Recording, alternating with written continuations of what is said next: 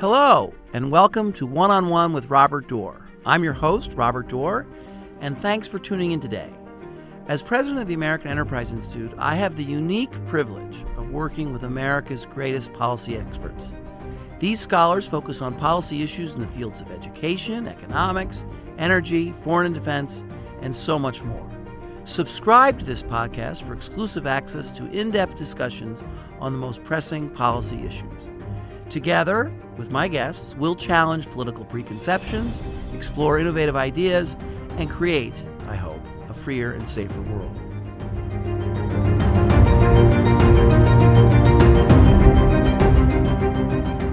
Today, we have the great pleasure and honor of having Rui Teixeira with us, a resident scholar at AEI and an expert on politics and public opinion and demographics, and really wonderful writer. Just the way in which you express yourself, Rui, is so clear and compelling and charming, and it's just a pleasure to have you around for that alone. Yeah. Flattery will get you everywhere. Yeah, okay. But I really, if everybody, not in any way be disparaging about any other AEI scholar, but if everyone wrote as well as and as clearly as Rui, we'd be singing here. So today happens to be the day in which Governor Tim Walz was selected as the vice presidential candidate for Vice President Harris. And so we're going to start right off with that. And I should say to our listeners, that, Rui, this is the first interview you're doing on this, I hope. That is correct. And we are first in a line of hundreds who want to talk to you about this. Right. So we are really honored. So tell us, what's your take? Okay, well, my initial take on the whole process was it seemed to be like a golden opportunity for Harris to select someone who was, fairly ostentatiously moderate, knew how to present himself in that way, in a state that she doesn't carry it. She doesn't win the election, right? So, yes, right. So this seemed like a no-brainer. But, as we got closer to the day she was going to announce, and you saw all the sort of online left picking on Shapiro and pushing Walz, in various ways for various sins, real and imagined, he'd committed. How he wasn't really progressive. You're talking about Shapiro here. I'm talking about Shapiro, that he wasn't really progressive in the way Brother Walz was in Minnesota, who basically hits all the marks in terms of progressivism. He was weak on teachers' unions. He was weak on Israel. So let me just stop you there, because what you're basically saying, and I'm afraid that you're saying, is that I shouldn't say that. The Democratic Party, having heard your advice loud and clear for several years now, ignored it once again. I think that's fair. Well, it wasn't the first time. It won't be the last. But I wasn't the only one. Lots of people were saying that, Shapiro is the obvious choice here. Even Kelly had a little moderate component to him because he was tough on immigration, an issue that you think Democrats should be more tough on. Absolutely. So, but as I say, I was getting worried as I read the chatter leading up to the selection that Walz. I see. The fix was in for Walz. Right. It confirmed another thesis that you have. While your advice was ignored, but it did confirm one of your theses, which is that the Democratic Party is controlled by the progressive left. Well, maybe controlled is too strong a term, but they do seem to have sort of the heckler's veto. They, most mainstream Democratic politicians aren't willing to piss off the progressive left. They aren't willing to take the heat. And this, I think, was another example of that probably. Bill Clinton would take the heat. Other previous Democratic politicians would take that heat. John Kennedy took that heat.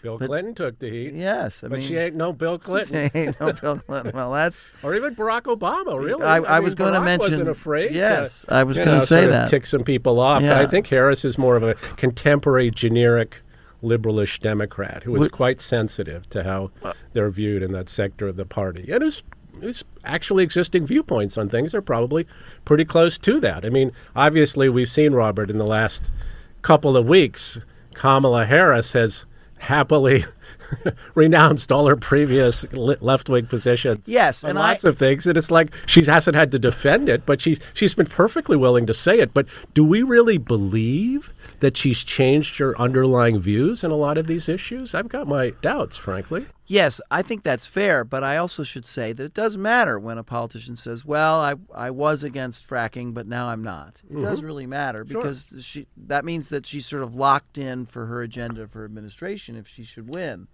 So even though I suspect the authenticity of those position changes, they could add up to having an effect on people's decision. Because once you make that commitment as a presidential candidate, you're sort of stuck with it. Well, yeah, it's not ironclad, but it does push you in that direction. But now, but ideally, what you need, right, is not just, denouncing what you previously said or denying it or oath you ever said it, but an actual position. Yes. What is her position on the so-called clean energy transition? What is her position on oil and gas? What is her position on, this is like a huge question now in the United States. What is going to be our energy policy? Simply saying I'm not for banning fracking is like, a tiny step in the direction of a more I'm glad you brought that policy. Issue up because I happen to think that excessive climate hysteria is one of the things that's hurting Democrats in this upcoming election because Americans see it as over the top and unreasonable. And in this choice, she chose someone that is a climate hysteria. I mean, he's very pro. We're heating up, and we better do something really dramatic about it. Yes, or else all will be lost. No, if you look at how Walz has governed in Minnesota, the things he said, the policies he's pushed, he's got this sort of persona as being a moderate, and when he was in Congress, he maybe was a little bit that way, but basically, since he's run for governor and been governor, he's taken pretty lefty positions on a lot of this stuff. He's governed from the left, which is different from Shapiro. Yes. I mean, in a way, it's kind of like Tim Walz is probably a pretty good candidate for Minnesota. Josh Shapiro is a pretty good candidate for Pennsylvania. If you're a Democrat, well, okay. That answers your question. I mean, who would you rather have on your ticket? It seems to me you'd rather have the guy who knows how to win in Pennsylvania than the guy who knows how to win in Minnesota. Okay, I'm going to challenge you that a little bit on that. So maybe the Democrats are thinking, and I see in their talking points today already, that it's not the issues that matter, it's the cultural background. And Walz is clearly from a rural town. He's clearly from a more working class family. He comes across high school football coach, hunter. He comes across more as a member of the non-elite America, where the governor of Pennsylvania's name is Shapiro, and he's an East Coaster, and he probably went to the Ivy League college. I mean, don't you think so? And he's even Jewish. I mean, and that's my point. but my question is, I think you say issues actually matter. How positions people take matter, not so much the clothes they wear or the economic background of their parents. But do you think these cynical, smarty pant Democrats advising the vice president think, oh no, it's better for him to be an NRA member and grew up in a rural town than actually support positions that working class Americans care about? Well, I think that. I think the way to think about it is that represents something they're willing to do, they hope will work, right? The vibes, the look, the sort of background. I mean, that they're willing to go with that, right? But to actually have a position, have a sort of vision for America, have a set of policies that actually don't scare the pants off of people, right? That they don't want to do that, or they don't want to disavow. Another way to put it, they don't want to disavow any of the vector of progressive positions that now seem to define so much of the Democratic Party. What they are willing to do is run someone like Tim Walz, who looks like a nice guy. But actually, one interesting analogy, I think, here, if we think about Tim Walz, is he's kind of like the Tim Kaine of this election. This is exactly what Hillary did. Get a nice guy, Tim Kaine, not going to scare anybody. Tim Walz, nice Southern guy, not going to scare anybody. Southerner, right? Tim Kaine was a Southerner. And also, I mean, we already have another analogy, which is weird, is today's deplorables. Yes, right? Because Walz was a guy who put forward and popularized the weird meme. And I don't know if, out there, the great unwashed, across America are like, what do you mean I'm weird? They used to call you deplorable. Now you're weird. I mean, is that going to make them any happier? I got my think it's a good questions point about that.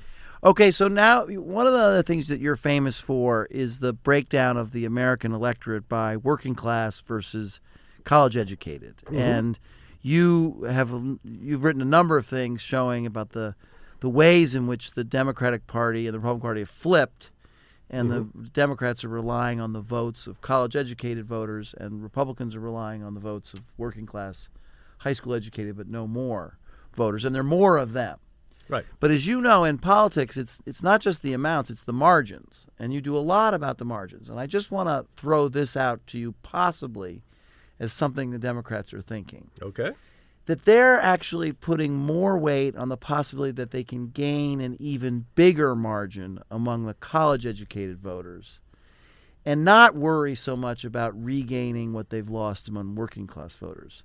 And what brought that to mind was President Trump's disastrous appearance in Atlanta this weekend, where he went after the popular Republican governor and maybe drove college-educated. Now that's weird. Yeah, that was weird. College-educated Republicans who aren't comfortable with Trump sort of thought, well, now I've really had it with him. Do Democrats have any hope winning the election by just doubling down on the elites? Well, of course. I mean, the question is how much hope or what are the probabilities? I mean, it's a mathematical fact that, let's say, Democrats lost working class voters overall in 2020 by 4 points, okay? And they carried college educated voters by 18 points. If you lose working class voters by 10 points in this election, you can probably roughly even that out by carrying, college educated voters by 30 points, right? I mean, it's a high bar. That's a high bar. I mean, it's mathematically possible. Is it advisable?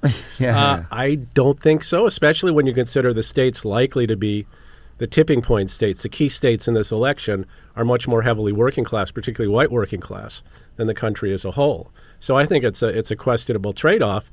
But I think so. Just to continue that, let's take Pennsylvania. The old line about Pennsylvania. It's Philadelphia in the east and Pittsburgh in the west and Alabama in the middle. Right. The Democratic theory that I'm saying maybe they're thinking is they can really push up their suburban Philadelphia vote, especially among women. And who cares if they lose the working class by a little bit more? Yeah, I mean, that make sense? Mostly agree that that's part of their thinking, but I think the part that they're probably not thinking or they would not admit is, who cares about the working class? Who cares if we lose them by more? I think in their heads they think they can have it all. They can have their cake and eat it too. They can appeal to these college-educated suburbanites, particularly women, who are so appalled by Donald Trump, and at the same time they'll talk a lot about the things that, Democrats are going to do for the working class, the programs they're going to put in place, develop. I mean, all the money that's been spent on the IRS, whatever. Child care, child tax credits, all that stuff. They think that'll be enough. So they think they can have it all. But I think if you look at the center of gravity of where they're coming from and what they're going to be running on, I don't think that center of gravity is the economic benefits for the working class, which I think are, sort of hard to argue. I mean, it's a much tougher sell. Yeah. Right. Whereas if you got a college-educated suburban women talking about how terrible Trump is and how he's going to take away the right to an abortion and, freedom. I mean, isn't that one of the Kamala Harris things? It's like freedom and there's another F or something. Freedom and anyway, but that comes straight out of the progressive left playbook. The Way to Win group has been big on the idea. What Democrats should run on is freedom. Yeah. They're going to take away your freedoms, like the freedom to have an abortion, the freedom to do this, the freedom to read books, I think that plays well with suburban, white, college-educated women. I think that is not where the median voter in the country is at. Okay, so now let's talk about the median voter in the country and the issues that you have identified as being responsible. The positions the progressive Democrats have taken have been responsible for them becoming alienated from working class voters, and I don't know whether we want to rank them, but I'm sort of curious in your mind. But let's just go through a couple: immigration, inflation, race preferences. If you're looking at your numbers and thinking the way you think, which of those is the biggest? Inflation is clearly. Okay. I mean, this would hurt any incumbent party, but I think Democrats have sort of not responded in a way that would indicate they understand this is like the fundamental problem. I mean, there's been an enormous amount of effort sort of put into the idea that people just don't understand how good they have it. You know, inflation's come down, real wages are starting to go up. You know, so many jobs have been created. I mean, you know, all the investments we made are paying off. So, but at the end of the day, that doesn't get very far with a working class voter who feels like they've really been pinched by the level of inflation. Inflation is cumulative. Yeah, if it's down to 3% now, it's still like, you know, 9 or 10% at one point. And just over time, they've seen their bills go up an average of 20%. In most places, and even more in others. That's and then there's the interesting. housing issue, the rents issue. I mean, people are pinched, so you've got to respond to that because that is the number one issue working class people are concerned about. And then secondarily, I'd say immigration, because that has been a huge black mark on the Biden administration, Biden-Harris administration. And, you know, I mean, recently, the way they're going to finesse that, right? I mean, we've already seen this, is like, yes, I mean, it's Donald Trump who's not tough on immigration. We've got immigration, illegal immigration down now. He made the naughty Trump made Republicans not sign that great bipartisan bill. That's the problem. Yeah. I mean, we are the tough on immigration people, which is, you know, it's like a certain amount of chutzpah there. I mean, after you had those massive spikes in illegal immigration for almost the entire Biden-Harris administration. But they're not, I don't think they're going to sell themselves, right, as being tough on the border. We're going to radically reform the asylum system. We're going to make sure that the only people who come in the United States as immigrants are legal immigrants. And we're going to really totally crack down. We're going to build the wall. We're going to do whatever it takes. Okay. I mean, right now, the you're talking point is... Yeah. You're skeptical that they've got to make their case on inflation, but you think it's going to be a hard one. They're going to try to make their case on immigration, but you think that's going to be a hard one. And and race preferences is way down the list as being important, or is it important? Well, I think race preferences as a policy issue are probably not that far up there. I think the general sort of stance on racial equity, on how you talk about race, how you deal with, you know, sort of the ways in which you talk about DEI stuff is actually pretty important. You could send clear signals to a lot of voters in this country that you are back on the we decide, you know, positions and decision. We decide things on the basis of merit. We do not decide things on the basis of color of your skin. We're back to the Martin Luther King thing. So I think that's where they're probably not willing to go. And I think that would help diffuse a lot of this stuff. I mean, I don't think that, you know, at the margin for a typical voter, the Supreme Court's affirmative action decision and what the Democrats' position on that is huge. But I think it's part of a whole gestalt of things that sort of represents the Democratic Party's position on race issues. I agree with that. But now let's just turn it on Trump for a minute, President Trump. What do you think? Was there some logic and political opinion theory behind his decision to bring up Kamala's blackness, or whether she was sufficiently black? Right. What did you think of that? Well, I mean, I have probably a pretty conventional opinion on that. It seemed to be a mistake. It was another way to promote a negative news cycle against him at the same time as Harris was getting adulatory coverage in the initial part of her campaign. But, I mean, well, first, one thing we've got to stipulate, right, is that Trump's decisions are not entirely based on extensive research and, sort of considering all factors. Here's the, vote maximizing position to take at the current time. He's very obviously intuitive. He says what he wants. Susie Wiles may try to restrain Donald, come back here. Yeah. But, she doesn't have that much power over him. However, that said, I mean, what would be the logic to it? The logic to it would be, or the rational kernel there, I think, is that he's already getting an actually unusually large percentage of the black vote. And there's a lot of people in the black community who they're not, she's not their type of black person. She's an elite.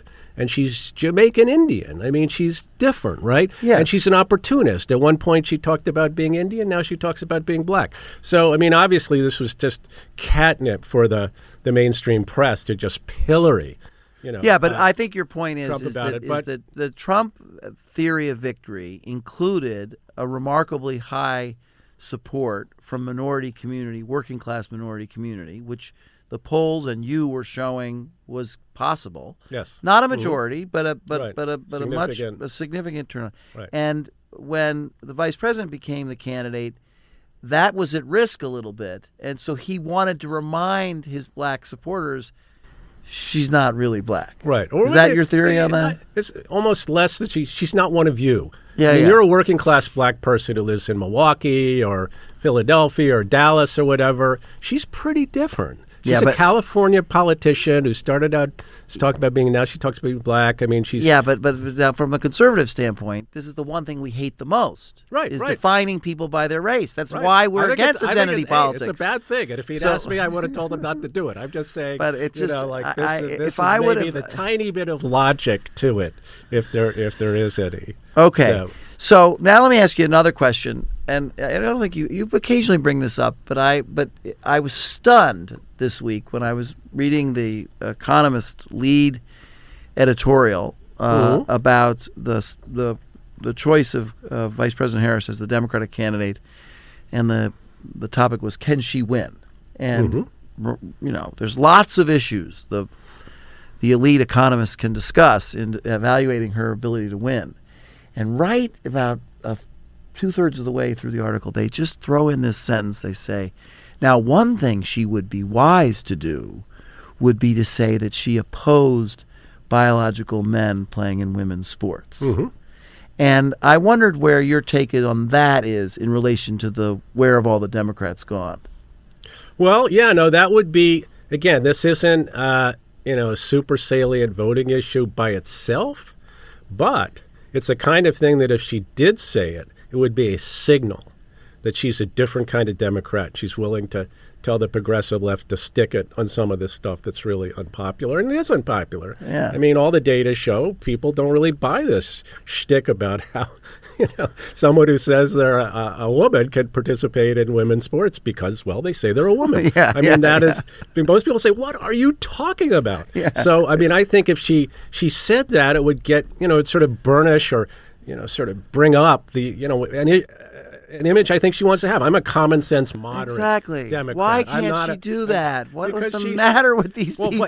Probably she doesn't believe it herself. Well, She's a California liberal Democrat, and what do they tend to believe? They tend to believe stuff like this. Yes. Second thing is she's terrified of the blowback within her party and from the online left and from the media. I mean, look, what is their the so-called fear legacy of that media crowd going is to do? just stunning to me. Right. Well, I don't think it's wise in the medium to long term, but I get why in the short term they're scared of doing it. But I think it's like a boil you have to lance at some point, right? Okay. Or it's just going to continue to fester. All right. So looking forward, again, I think your thesis is that in order to win, she needs to do a series of sister soldier moments. At least one or two. One or two, just one or two. I'm not asking for the moon here. But you have to acknowledge one thing, and that is that Biden was in much worse shape than she is now. She was. And why is that?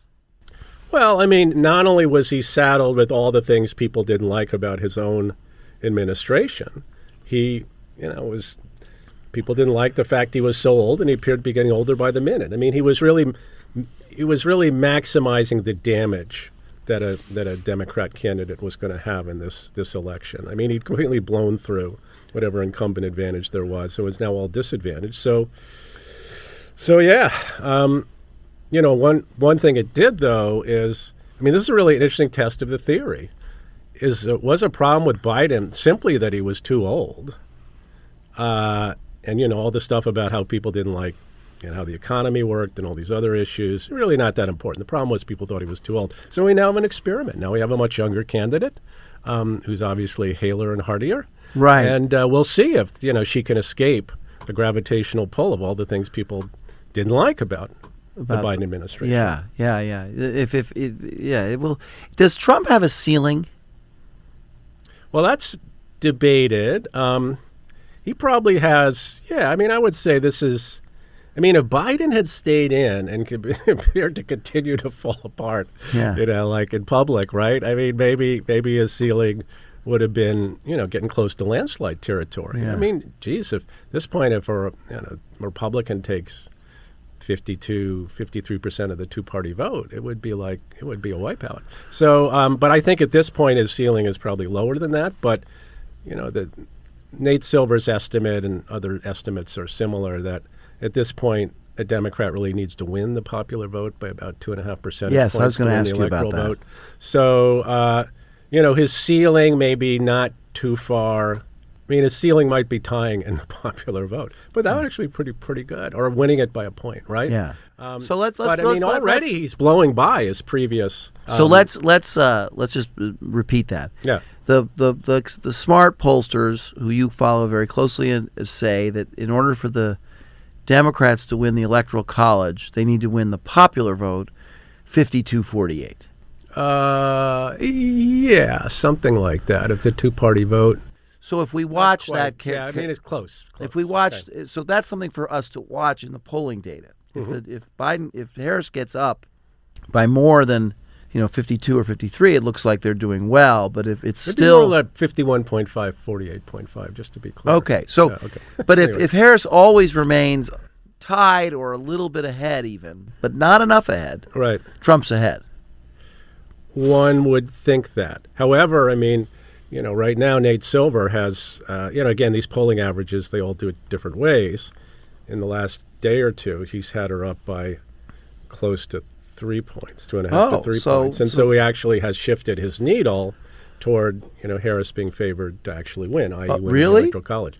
Yeah, I mean, not everybody has that, but I'm just saying that because of the way he does it and the model he uses, and he's looking at, one interesting thing that's happened recently is Harris does better in Harris-Trump-Kennedy trial heats than in Harris-Trump trial heats. And Nate Silver happens to use Harris-Trump-Kennedy trial heats. Okay, we're going to bring up that last Robert Kennedy Jr. in just a minute, but we'll get to him in a minute. But the last question on President Trump's campaign. Mm-hmm. We've talked a lot about what the Democrats should do. What should he do? And just to give you an example, how do you, in your Tribune of the Working Class motif, which is the Rui Teixeira we love and admire, how do you react when he announces that he wants to end taxes on Social Security? Well, I don't know about it as a policy. It's a very bad policy. But it is the sort of thing that might, some people might like. I don't think it's like the key to the working class or any other class, right? Well, what would you have him? What would be your advice to his campaign? Not taxing tips is a little bit. I thought that was a working class. Yeah, I thought that was a good one. But, I think talking relentlessly about the working class or the people left behind or however, I remember one point you said. The cost of living, inflation. I love the poorly educated. He said that. So, you just keep saying stuff that conveys that. Talk about the cost of living. Talk about the issue of immigration. Talk about the issue of crime and how liberal, Harris has been. You can't trust the way she's disavowing her positions. She really believes all this crazy stuff, and so does Walz. And look at what they did for you in the last 3.5 years. And look at what. Remember when I was president? It was like peaceful and wages were going. I think just talk relentlessly about that, and probably don't talk a lot about how is she really black, Indian, or polka dots?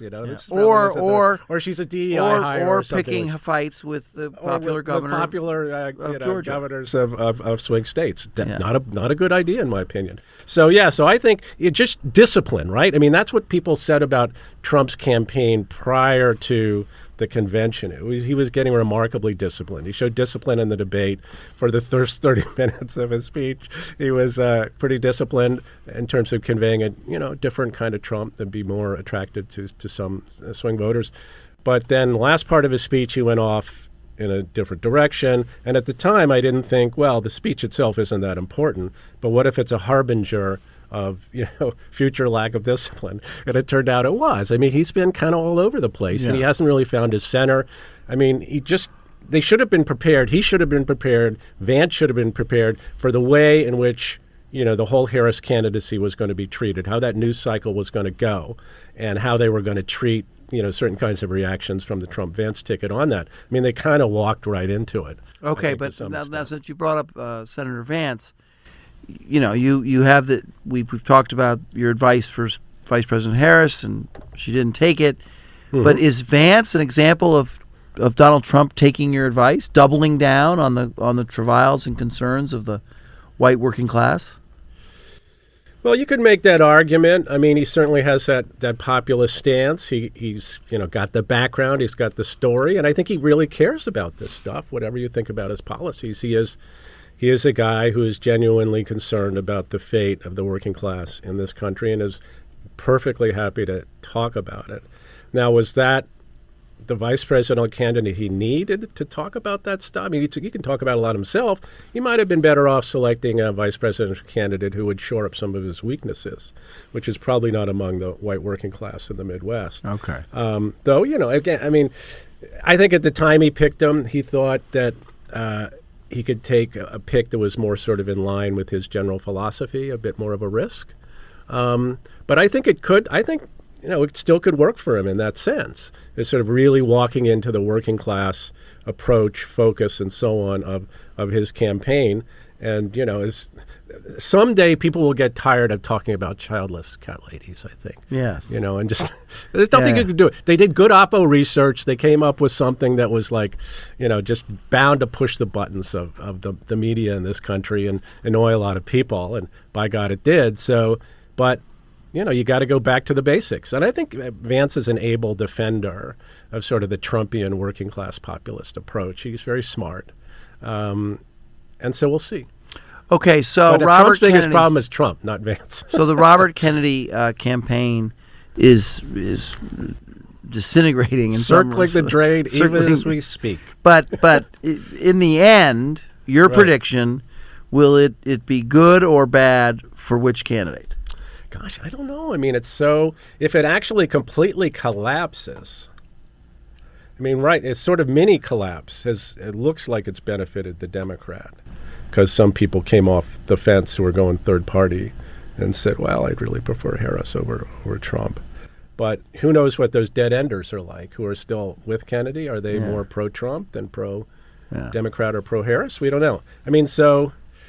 Hard to tell. I think hard to tell, yeah. I put a question mark by that one. On the other end, the people who like to leave dead bear cubs in parks, he's got their votes. So, it could all work out.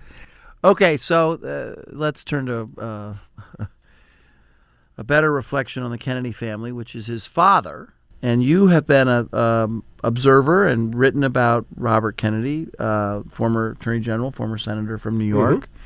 And going back to where we started, which was Democrats who could attract working class voters and didn't say silly things about patriotism or God or things that make people with more traditional values get upset. Mm-hmm. And that's Robert Kennedy was attractive to both black and minority working class and white working class. He was attractive all over the country. He could knit together a coalition that made sense. Is that still your theory that was true? Well, I think he'd be a great model. Obviously you have. And why was he a great model? Give us a couple examples. Because I bring this up because Rui and a colleague at another think tank are working on a series of papers on what Robert Kennedy's career and positions could teach us about today. So give us a little glimmer of that. A few things that are obvious from the way he approached things. He was extremely patriotic. He talked about it a lot. He was completely unapologetic about it, right? He said, this is, America's a great country.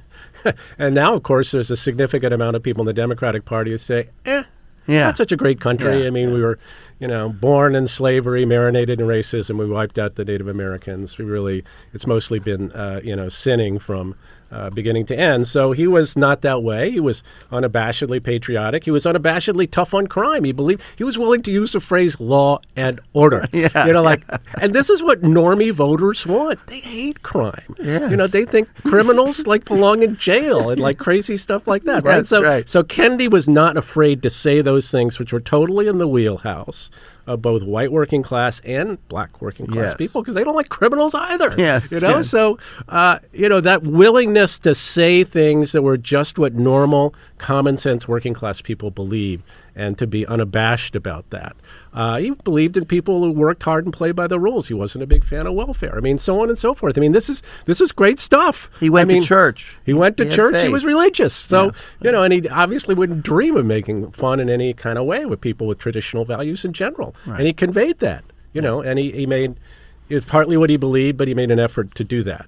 And I think that's a model for Democrats in the future, is to get back to that to some extent. And that's how you really, you can't really win consistently in this country when you're losing working class voters at the rate that the Democrats have been. And you presumably, as the Democratic Party, the historic party of the working class, you want to bring working class people together. You want to be fundamentally about working class people. Well, you can't do that with a set of positions that the Democratic Party has today, and the extent to which it does reflect more the priorities and culture of college-educated professionals more than it does these black and white and Hispanic working class people. And I think Kennedy's approach is what can get you there, right? There's a lot to learn from that, and we hope to show that in our forthcoming report. There's a lot to learn for both parties.